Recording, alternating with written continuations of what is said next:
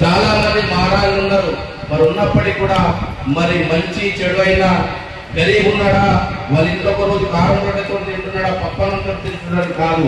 నా యొక్క సన్నిధికి వచ్చినప్పుడు వారు నా శిష్యులు వాళ్ళ కుటుంబాలు ఎప్పుడూ ఆనందంగా ఉండాలని కోరుకునేటువంటి మరి పరమ పూజ గౌరవులు పెద్దలు పూజ చేసి మరి కరంగరీర మహారాజు గారికి మనమందరం కూడా శిష్యులు కావడం మన యొక్క అదృష్టం. మహారాజు గారి కాదు.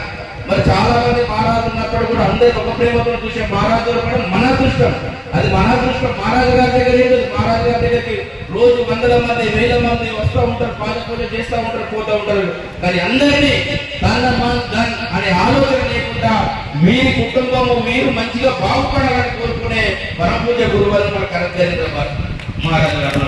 కాబట్టి మనం ఏది చేసినా, ఏ సంకల్పం చేసినా, వారు ఏ విషయం అనుకున్నా కూడా మనందరం కూడా బాగుండాలని ఒక మంచి సంకల్పం ఉన్నటువంటి పరమ పూజ్యులు వారు మనకు గురువు గారే కాదు, మన జీవితాల్లో వెలుగులు నింపి మన కుటుంబాల్లో వెలుగు నుంచి నారాయణఖేడ్ ప్రాంతంలో ఒక ఆధ్యాత్మిక చేసినటువంటి సాక్షాత్ పాండురంగన్ అంటే కూడా తక్కువే లేదనేది తెలుస్తున్నాం.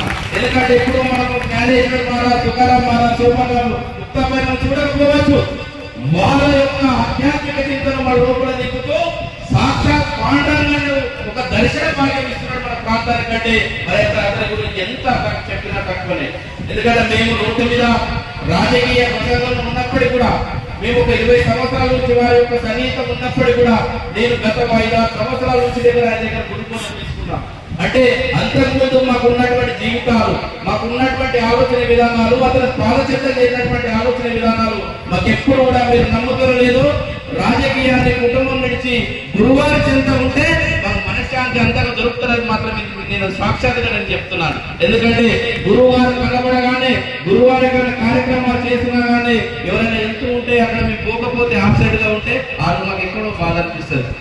ఎందుకంటే ఇప్పుడు కూడా ఎవరు ఏ రోడ్డు మీద కలిసినా కూడా గుర్తుపట్టకుండా బాగున్నారా పెట్టాలని మాట్లాడే ఒక గురువు గారు ఉన్నారు. ఆలన పాలన మంచి చెడు ఏ అర్ధరాజ్యమైనా ఎప్పుడు పోయినా కూడా మన దర్శనానికి పోతే కూడా ఎందుకు వచ్చింది అన్నారు. కొంతమంది మహారాజులకు కానీ, కొంతమంది పిఠార్థం కానీ సమయం ఉంటుంది. ఈ సమయం నుంచే ఈ సమయం కానీ మన గురువు గారికి రాదు.